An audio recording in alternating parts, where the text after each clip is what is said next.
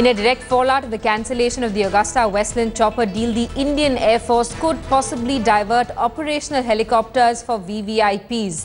The IAF has now been informed that a study is being made to identify replacements. With the cancellation of the Agusta Westland contract, there is little time left for a fresh acquisition to take place.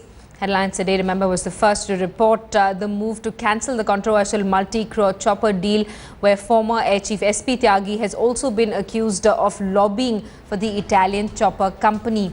The deal was cancelled following Agusta's reply to an MOD notice denying it paid any commissions for securing the contract.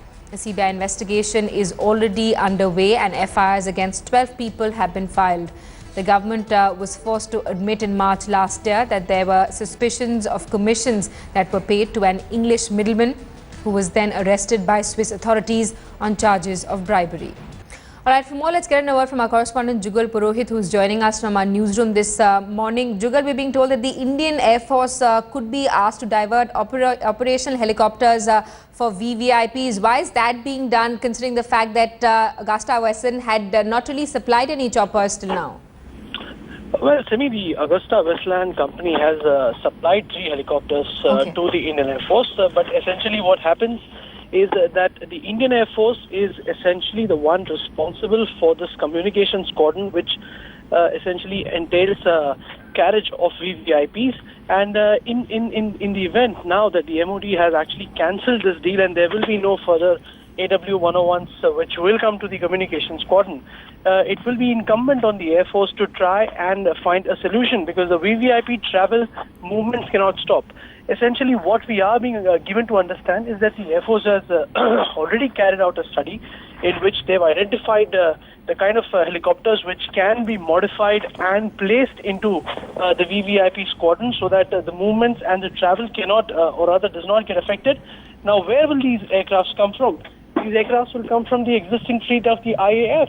And according to a lot of informed people in the Ministry of Defense, it's going to be a rather messy affair, because these IAF helicopters will have to be brought out from their operational requirements, which essentially means that it will perhaps have an impact on the security scenario in and around India. Remember, helicopters are not an area where India has the comfort of numbers.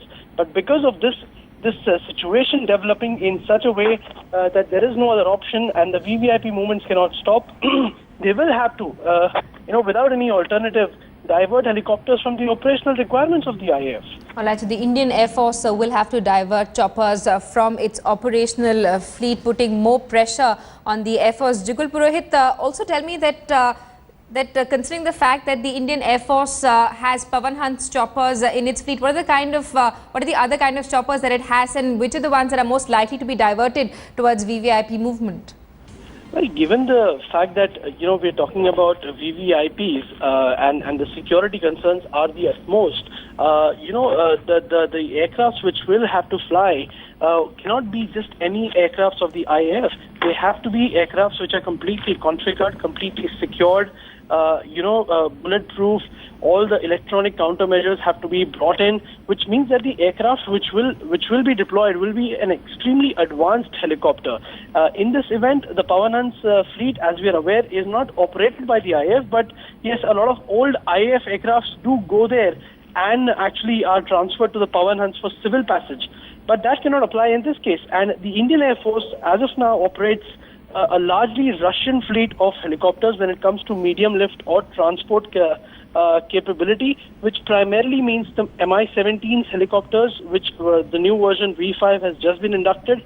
And according to some retired officials of the Indian Air Force with whom we spoke to, they said that at this juncture, given the kind of capability that is required and given the kind of scope for modification that is required, it's only the Mi-17 and the variants of the Mi-17 family which can actually do the job. And remember, right now that what the IAF is using and to which the AW101s were to replace are from the Mi-8 family, the Russian helicopters Mi-8 family. So right. The IAF, as of now, according to a lot of senior retired officers, what we are understanding is that there is no other option, even though the IAF has said that they are conducting a study to find suitable replacement from the existing fleet. But a lot of senior officials believe that the IAF has no option but to actually deploy Mi-17 and their families.